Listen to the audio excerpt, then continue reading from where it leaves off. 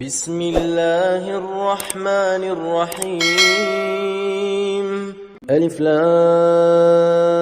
را تلك آيات الكتاب الحكيم أكان للناس عجبا أن أوحينا إلى رجل منهم أن أنذر الناس وبشر الذين آمنوا أن لهم قدم صدق عند ربهم قال الكافرون إن هذا لساحر مبين إن ربكم الله الذي خلق السماوات والأرض في 6 أيام ثم استوى على العرش يدبر الأمر ما من شفيع إلا من بعد إذنه ذلكم الله ربكم فاعبدوه أفلا تذكرون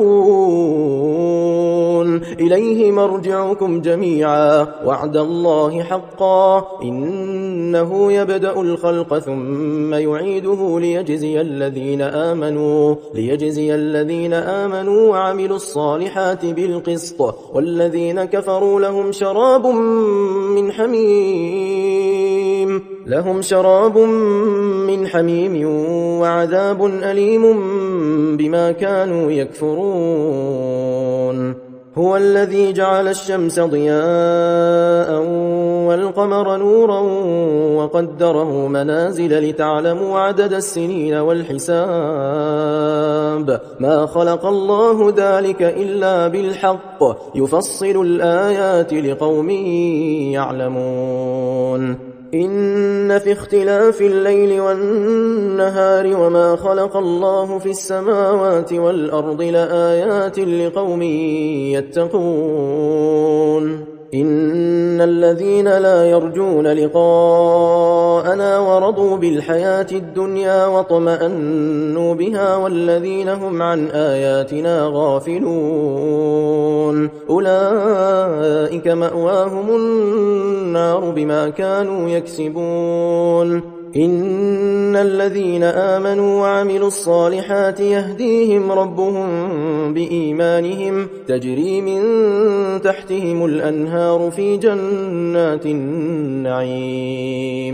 دعواهم فيها سبحانك اللهم وتحيتهم فيها سلام وآخر دعواهم أن الحمد لله رب العالمين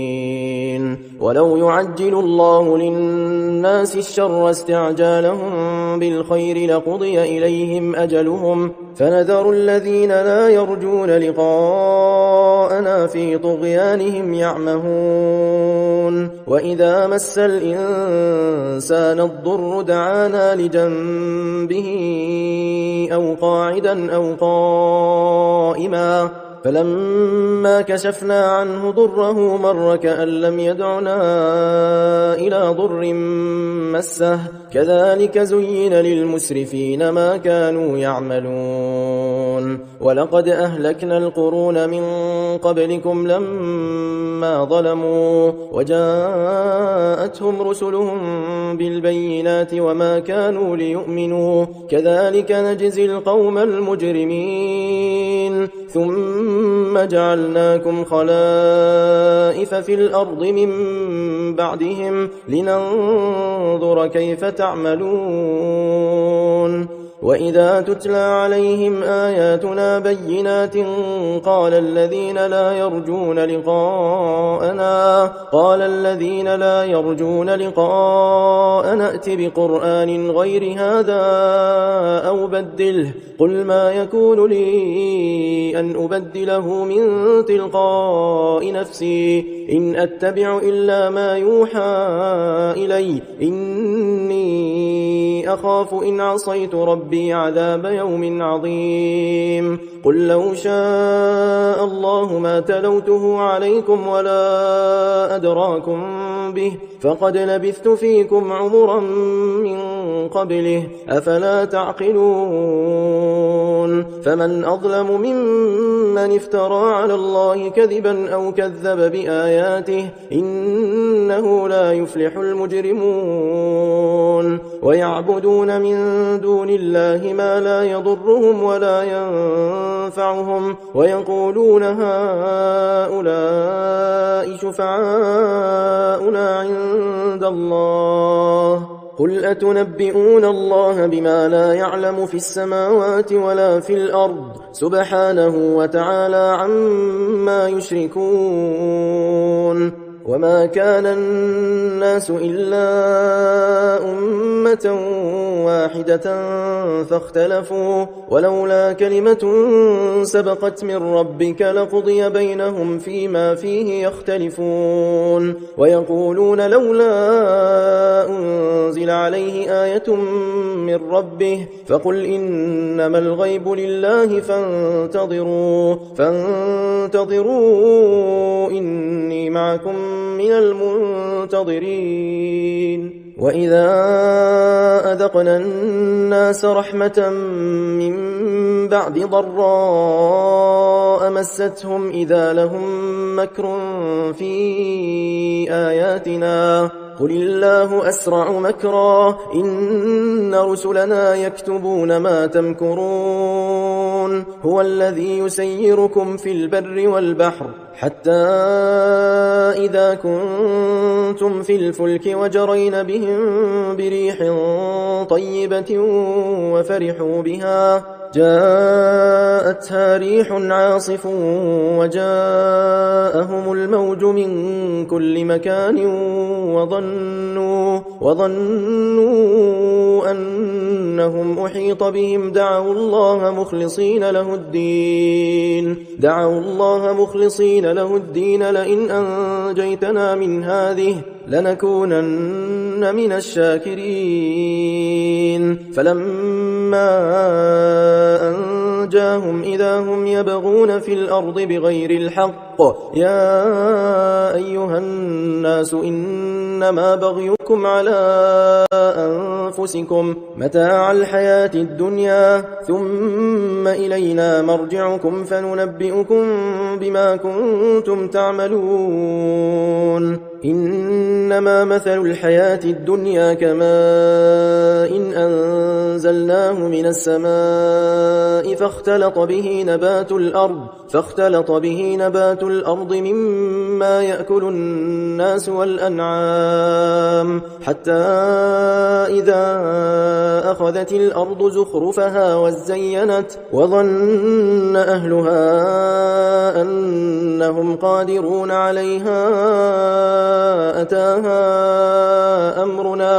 أتاها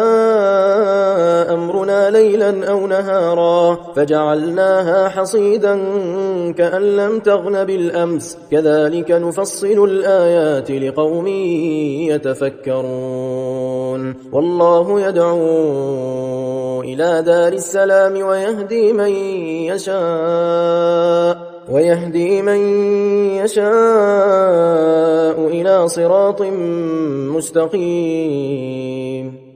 للذين أحسنوا الحسنى وزيادة ولا يرهق وجوههم قتر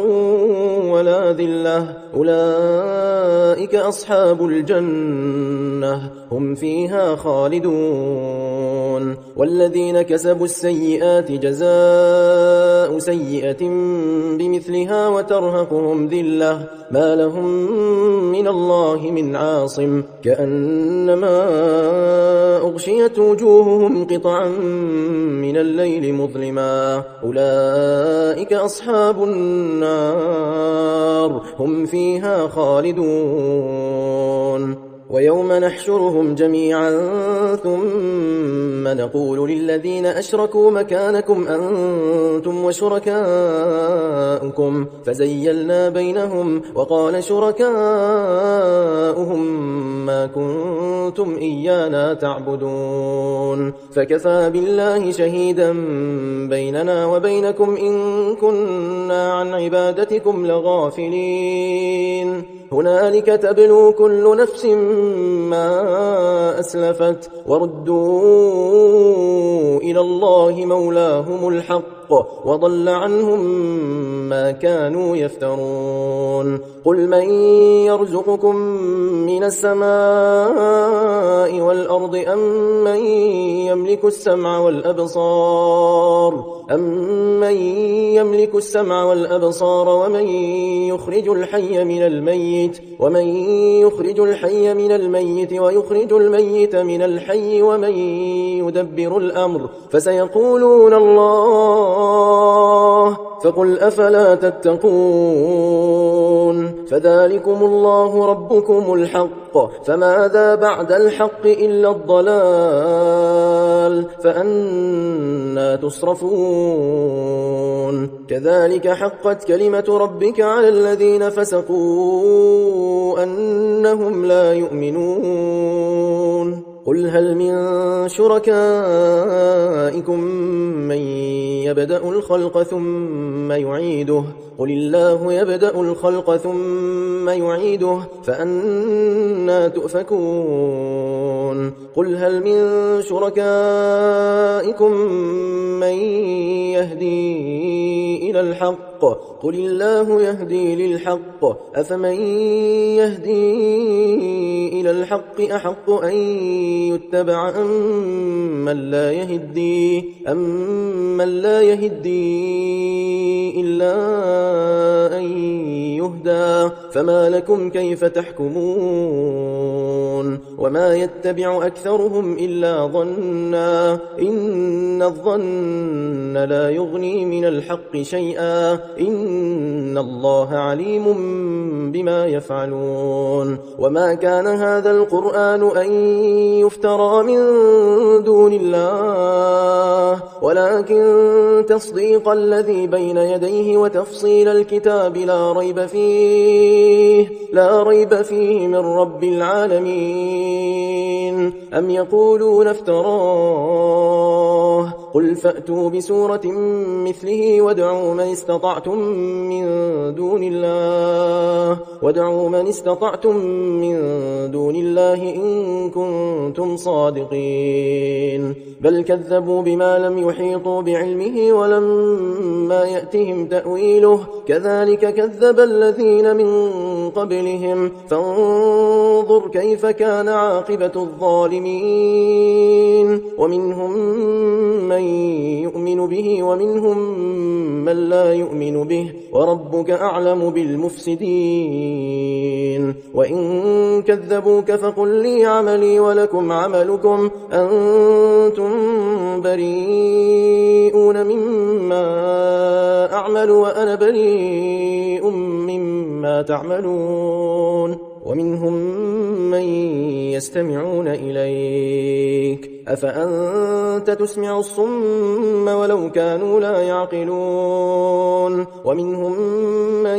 ينظر إليك أفأنت تهدي العمي ولو كانوا لا يبصرون إن الله لا يظلم الناس شيئا ولكن الناس أنفسهم يظلمون ويوم يحشرهم كأن لم يلبثوا إلا ساعة من النهار يتعارفون بينهم قد خسر الذين كذبوا بلقاء الله وما كانوا مهتدين وإما نرينك بعض الذي نعدهم أو نتوفينك فإلينا مرجعهم ثم الله شهيد على ما يفعلون ولكل أمة رسول فإذا جاء رسولهم قضي بينهم بالقسط وهم لا يظلمون ويقولون متى هذا الوعد إن كنتم صادقين قل لا أملك لنفسي ضرا ولا نفعا إلا ما شاء الله لكل أمة أجل إذا جاء أجلهم فلا يستأخرون ساعة ولا يستقدمون قل أرأيتم إن أتاكم عذابه بياتا أو نهارا ماذا يستعجل منه المجرمون أثم إذا ما وقع آمنتم به الآن وقد كنتم به تستعجلون ثم قيل للذين ظلموا ذوقوا عذاب الخلد هل تجزون إلا بما كنتم تكسبون ويستنبئونك أحق هو قل إي وربي إنه لحق وما أنتم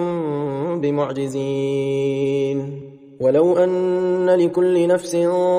ظلمت ما في الأرض لافتدت به وأسروا الندامة لما رأوا العذاب وقضي بينهم بالقسط وهم لا يظلمون ألا إن لله ما في السماوات والأرض ألا إن وعد الله حق ولكن أكثرهم لا يعلمون هو يحيي ويميت وإليه ترجعون يا أيها الناس قد جاءتكم موعظة من ربكم وشفاء لما في الصدور وهدى ورحمة للمؤمنين قل بفضل الله وبرحمته فبذلك فليفرحوا هو خير مما يجمعون قل أرأيتم ما أنزل الله لكم من رزق فجعلتم منه حراما وحلالا قل الله أذن لكم أم على الله تفترون وما ظن الذين يفترون على الله الكذب يوم القيامة إن الله لذو فضل على الناس ولكن أكثرهم لا يشكرون وما تكون في شأن وما تتلو منه من قرآن ولا تعملون من عمل إلا كنا عليكم شهودا إذ تفيضون فيه وما يعزب عن ربك من مثقال ذرة في الأرض ولا في السماء ولا أصغر من ذلك ولا أكبر إلا في كتاب مبين ألا إن أولياء الله لا خوف عليهم ولا هم يحزنون الذين آمنوا وكانوا يتقون لهم البشرى في الحياة الدنيا وفي الآخرة لا تبديل لكلمات الله ذلك هو الفوز العظيم ولا يحزنك قولهم إن العزة لله جميعا هو السميع العليم ألا إن لله من في السماوات ومن في الأرض وما يتبع الذين يدعون من دون الله شركاء إن يتبعون إلا الظن وإن هم إلا يخرصون هو الذي جعل لكم الليل لتسكنوا فيه والنهار مبصرا إن في ذلك لآيات لقوم يسمعون قالوا اتخذ الله ولدا سبحانه هو الغني له ما في السماوات وما في الأرض إن عندكم من سلطان بهذا أتقولون على الله ما لا تعلمون قل إن الذين يفترون على الله الكذب لا يفلحون متاع في الدنيا ثم إلينا مرجعهم ثم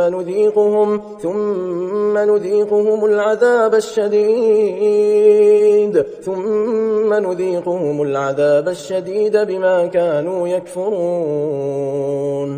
واتل عليهم نبأ نوح إذ قال لقومه يا قوم إن كان كبر عليكم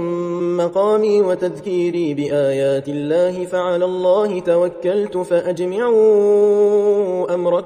فأجمعوا أمركم وشركاءكم ثم لا يكن أمركم عليكم غمة ثم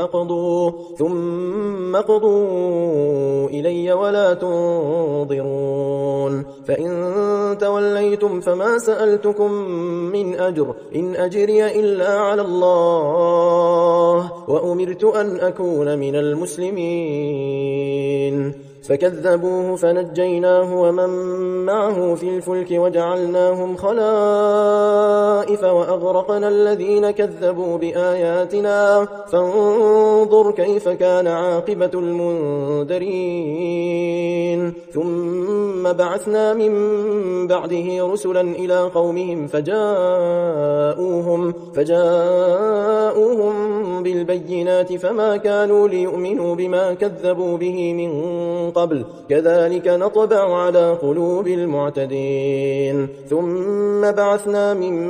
بعدهم موسى وهارون إلى فرعون وملئه بآياتنا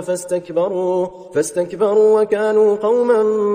مجرمين فلما جاءهم الحق من عندنا قالوا إن هذا لسحر مبين قال موسى أتقولون للحق لما جاءكم أسحر هذا ولا يفلح الساحرون قالوا أجئتنا لتلفتنا عما وجدنا عليه آباءنا وتكون لكما الكبرياء في الأرض وما نحن لكما بمؤمنين وقال فرعون ائتوني بكل ساحر عليم فلما جاء السحرة قال لهم موسى ألقوا ما أنتم ملقون فلما ألقوا قال موسى ما جئتم به السحر إن الله سيبطله إن الله لا يصلح عمل المفسدين ويحق الله الحق بكلماته ولو كره المجرمون فما آمن لموسى إلا ذرية من قومه على خوف من فرعون وملئهم أن يفتنهم وإن فرعون لعال في الأرض وإنه لمن المسرفين وقال موسى يا قوم إن كنتم آمنتم بالله فعليه توكلوا إن كنتم مسلمين فقالوا على الله توكلنا ربنا لا تجعلنا فتنة للقوم الظالمين ونجنا برحمتك من القوم الكافرين وأوحينا إلى موسى وأخيه أن تبوأ لقومكما بمصر بيوتا واجعلوا بيوتكم قبلة وأقيموا الصلاة وبشر المؤمنين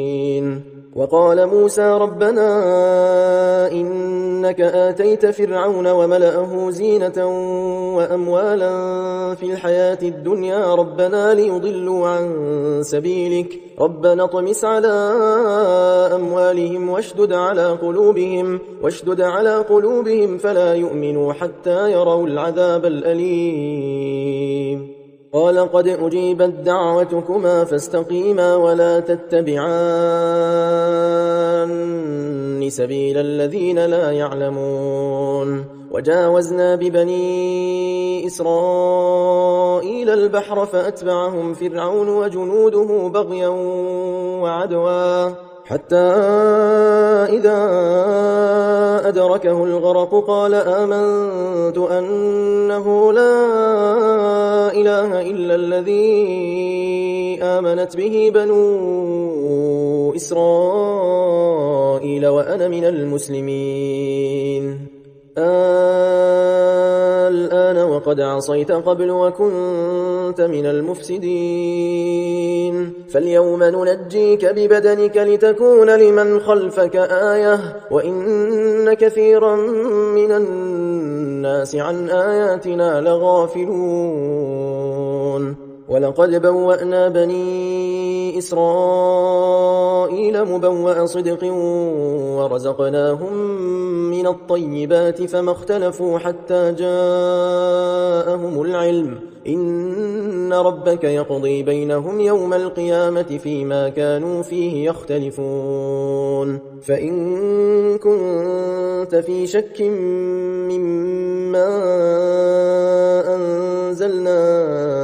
إليك فاسأل الذين يقرؤون الكتاب من قبلك لقد جاءك الحق من ربك فلا تكونن من الممترين ولا تكونن من الذين كذبوا بآيات الله فتكون من الخاسرين إن الذين حقت عليهم كلمة ربك لا يؤمنون ولو جاءتهم كل آية حتى يروا العذاب الأليم فلولا كانت قرية آمنت فنفعها إيمانها إلا قوم يونس لما آمنوا كشفنا عنهم عذاب الخزي في الحياة الدنيا ومتعناهم إلى حين ولو شاء ربك لآمن من في الأرض كلهم جميعا أفأنت تكره الناس حتى يكونوا مؤمنين وما كان لنفس أن تؤمن إلا بإذن الله ويجعل الرجس على الذين لا يعقلون قل انظروا ماذا في السماوات والأرض وما تغني الآيات والنذر عن قوم لا يؤمنون فهل ينتظرون إلا مثل أيام الذين خلوا من قبلهم قل فانتظروا إني معكم من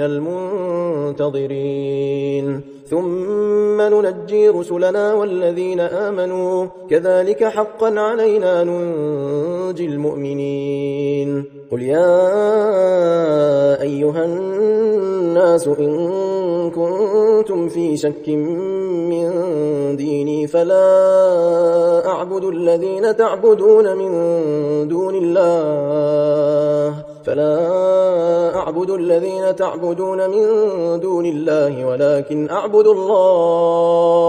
ولكن أعبد الله الذي يتوفاكم وأمرت أن أكون من المؤمنين وأن أقم وجهك للدين حنيفا